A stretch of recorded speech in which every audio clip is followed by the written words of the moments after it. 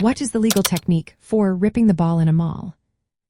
Have you ever watched a rugby match and wondered how players manage to wrestle the ball away during a maul?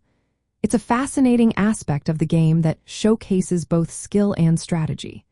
Let's break down the legal technique for ripping the ball in a maul. In rugby, a maul happens when the ball carrier is held up by players from both teams, and they are all standing on their feet.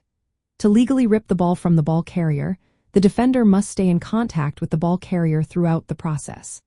This means that the defender cannot simply grab the ball and pull away. They must maintain physical contact until the ball is taken. If a player fails to keep this contact, their team risks a penalty. There are some important rules to keep in mind when ripping the ball in a maul. First, the maul must be on the field of play and should move toward the try line once it is formed. Players who join the maul must do so from an onside position and bind properly to the player who is furthest back in the maul. Another key point is that the ripping player must respect the offside lines. These lines run parallel to the try line and go through the hindmost foot of the players in the maul.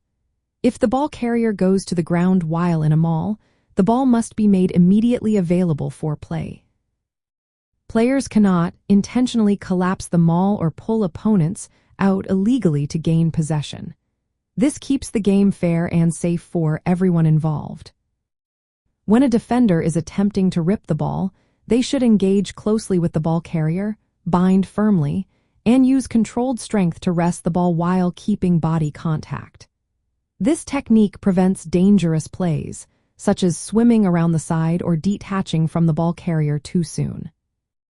The act of ripping the ball becomes a contest of strength and technique, all within the laws designed to ensure that the maul remains a fair contest for possession. Understanding how to apply this legal ripping technique is essential for decision-making during matches. Improper ripping can lead to penalties, loss of possession, or disrupt the attacking momentum of the team. Teams often practice this technique to turn over possession without breaking the rules governing mauls. So, the next time you see a maul, pay attention to how players engage and try to rip the ball. It's a skill that requires practice and a solid understanding of the rules.